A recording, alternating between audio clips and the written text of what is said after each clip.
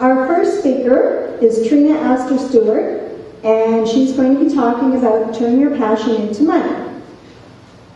She has pivoted a passion for finding a need and filling it throughout her lifelong career as an entrepreneur in a multifaceted career involving photography, writing, art, and sales. I mean, this woman can do it all.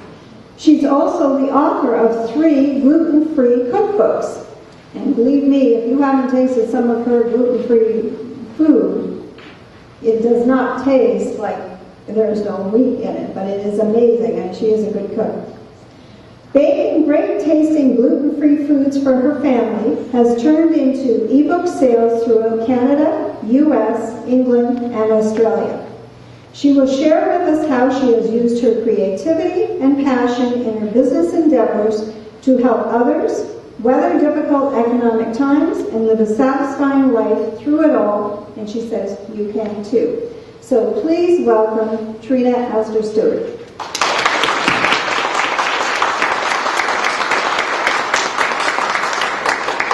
Monica, I know we talked about what would most help people find the essence of what it is to be successful in business.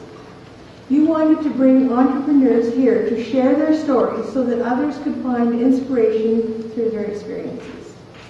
In this spirit, I'm going to share my story and try and tell how I have managed my career as an entrepreneur through the years and how I have turned my passion for my business into money. Let me tell you, when the economic times are in a recession, you need a lot more passion to carry you through. In order to survive and prosper, you need to find your passion, work smart, and find new ways to reach and help your customers. Anyone who has ever been in their own business will attest to the perseverance that is needed.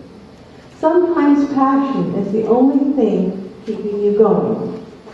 It is the passion of the entrepreneur that will make them decide to take action on their ideas.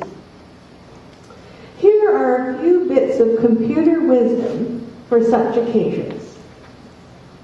If you mess up, just press Alt, Control, Delete. Or the back button to start all over. To improve your appearance, just adjust your display settings. And click Update.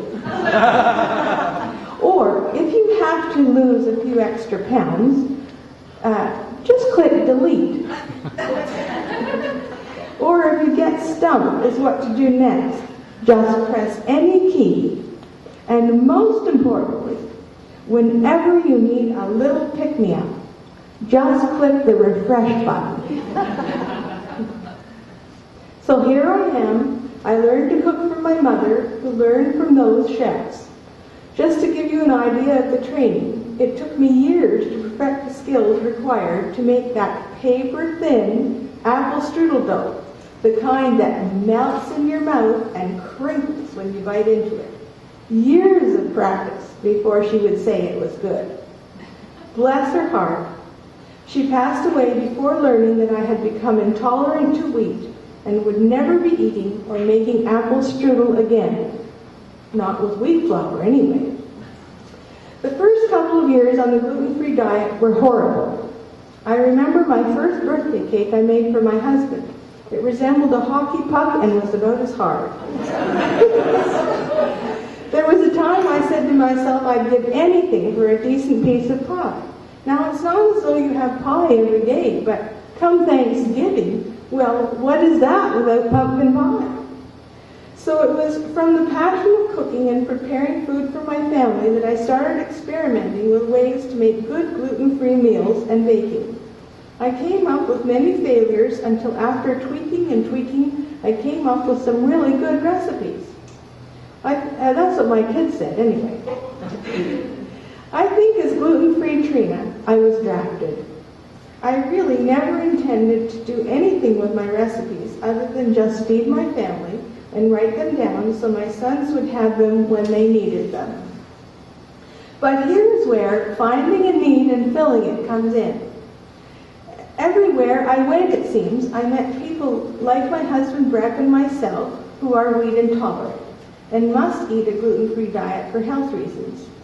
You know, I originally started AstoriaMagazine.com online in 1996 as a place to share my recipes and also bring traffic to our Astor Media Group clients.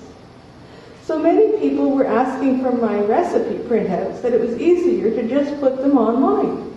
Of course, Astoria Magazine became a passion in and of itself then, an outlet for my creative talents, utilizing my writing and photography skills.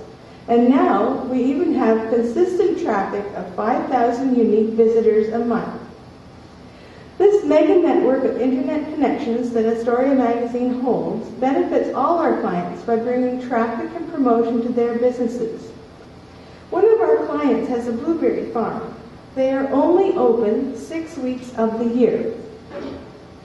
By stepping up the blueberry marketing in the magazine 2 months before blueberry season each year, drawing traffic to their website has resulted in more blueberry sales in the last 2 years than in the previous 25.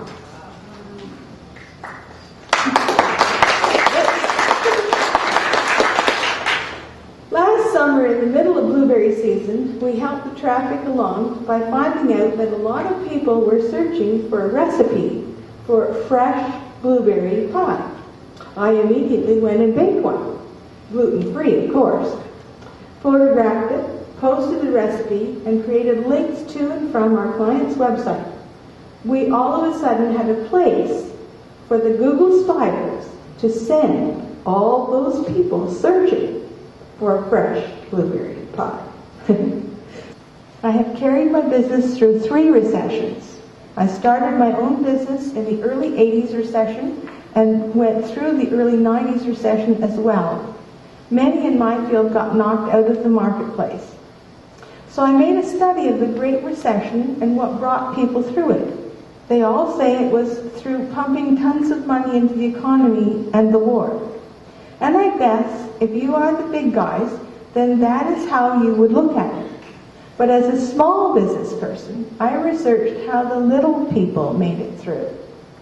Do you know what it was?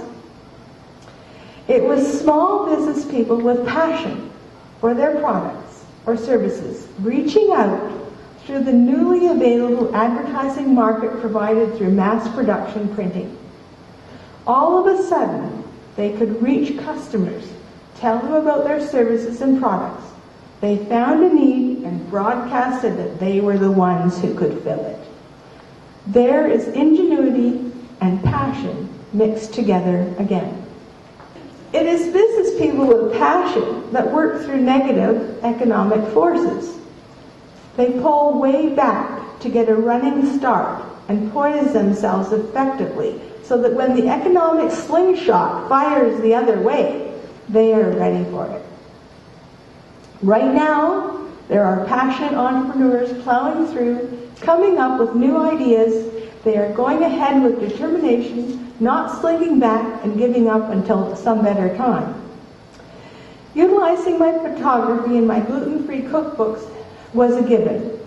Breck and I started selling the gluten-free cookbooks on Astoria Magazine. The sales came from all over, and so we decided to give them their own website called Gluten-Free Trina.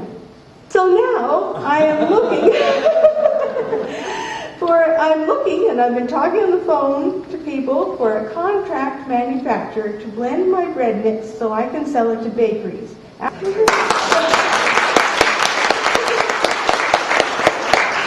There's no substitute to forming lasting win-win relationships with your customers. They will return again and again and be happy to pay you for your services and products. My father used to say, do a good job and gain another customer, do a bad job and lose 50. It takes passionate, stick-to-itiveness to build good, long-lasting relationships. I hope you will dig deep into your own soul and find your passion, find a need and fill it, provide a way for people to find you, then go to work and make things happen.